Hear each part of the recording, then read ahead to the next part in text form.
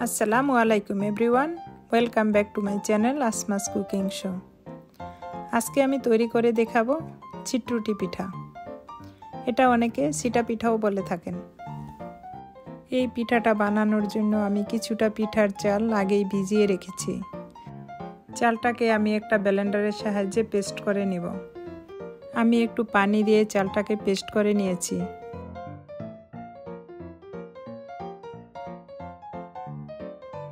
দেখুন কতটা স্মুথ হয়েছে। এই পেস্টটাকে আমি একটা আলাদা বাটিতে উঠিয়ে কিছুটা পানি অ্যাড করে নেব, আর তার সাথে দিয়ে দিব টেস্ট অনুযায়ী লবণ। এই পিঠায় শুধু লবণই দিতে হয়। লবণটাকে ব্যাটারের সাথে খুব ভালো করে মিশিয়ে নেব। ব্যাটারটা এরকম বানাবো যে বেশি পাতলাও না, বেশি ঘনও না। দেখেই বুঝতে পারছেন আমি ব্যাটারের ঘনত্বটা কীরকম রেখেছি। এখন আমার পিঠার ব্যাটারটা রেডি। আমি এদিকে একটা ফ্রাই প্যান গরম করে নিয়েছি। ফ্রাই প্যানের উপরে একটু তেল ব্রাশ করে নেব। এখন আমি পিঠাটা বানিয়ে দেখাবো।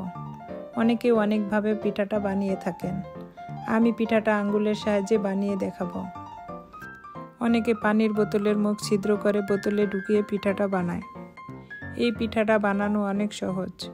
ব্যাটারের ভিতরে আঙ্গুল ভিজিয়ে হাতটাকে ঘোরালেই পিঠাটা বানানো হয়ে যায়। এই পিঠাটা হতে সময় লাগে প্রায় 10 থেকে 12 সেকেন্ডের মতো। যখন দেখবেন পিঠাটা হয়ে আসছে তখন এভাবে ভাঁজ করে একটা ট্রায়াঙ্গল শেপ করে নেবেন। এই কাজটা হাত দিয়েই করা যায়। আমি হাত দিয়ে ভাঁজ করে নিয়েছি। আপনারা যদি মনে করেন বেশি গরম তাহলে একটা স্প্যাচুলার মাধ্যমে ভাঁজ করতে পারেন। প্রতিটা পিঠা ফ্রাই প্যানে দেওয়ার আগে টিস্যুতে অয়েল লাগিয়ে ফ্রাই প্যানটাকে ব্রাশ করে নেবেন। এখন সেই আগের নিয়মেই হাতটাকে ভিজিয়ে ফ্রাই প্যানে এভাবে ছিটিয়ে দিব। পিঠাটা যখন হয়ে আসবে সেই আগের নিয়মে পিঠাটাকে ট্রায়াঙ্গল শেপ করে ভাঁজ করে নেব। এই পিঠা বানাতে এত অল্প সময় লাগে যে একটা মেহমান বসিয়ে 10 মিনিটে পিঠা বানিয়ে খাওয়ানো যায়। এই পিঠাটা গরুর গোশ, হাঁসের গোশ দিয়ে খেতে বেশ মজা। এই পিঠাটা শুকনো চালের গুঁড়ো দিয়েও বানানো যায়। শুকনো চালের গুঁড়ো দিয়ে বানালে 30 মিনিটস আগে ব্যাটারটা রেডি করে রেখে দিতে হবে, তাহলে পিঠাটা অনেক সফট হবে। যারা রুটি খেতে পছন্দ করে তারা এই পিঠাটা অনায়াসে বানিয়ে খেতে পারে। অল্প একটু ব্যাটার দিয়ে অনেকগুলো পিঠা বানিয়ে নেওয়া যায়। আমার এখানে এই ব্যাটারটাতে অনেকগুলো পিঠা হয়েছে। এত সহজভাবে এই পিঠাটা বানানো যায়। একবার বানালে বারবার বানিয়ে খেতে ইচ্ছে করবে।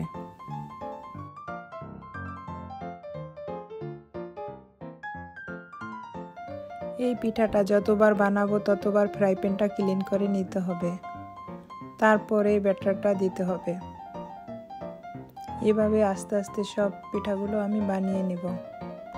পিঠাটা যদি হাত দিয়ে ভাঁজ করতে অসুবিধা হয় তাহলে এভাবে ভাঁজ করে নেবেন।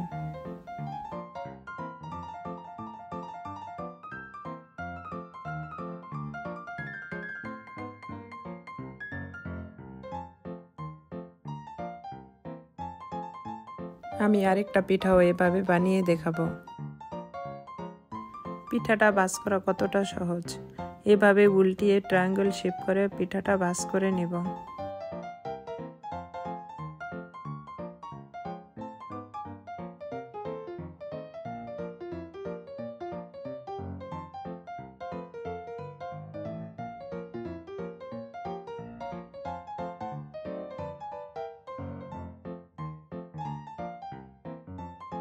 আমার এই পিঠার রেসিপি যদি ভালো লাগে একটা লাইক দিয়ে আমার চ্যানেলটাকে সাবস্ক্রাইব করে আমার চ্যানেলের পাশে থাকবেন। আপনাদের লাইক, আপনাদের কমেন্ট আমার কাজের অনুপ্রেরণা যোগায়। এভাবে একে একে আমি সব পিঠাগুলো বানিয়ে নিয়েছি।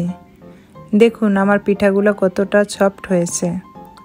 এই পিঠাগুলো 3-4 ঘন্টায়ও শক্ত হবে না, এভাবে নরম থাকবে।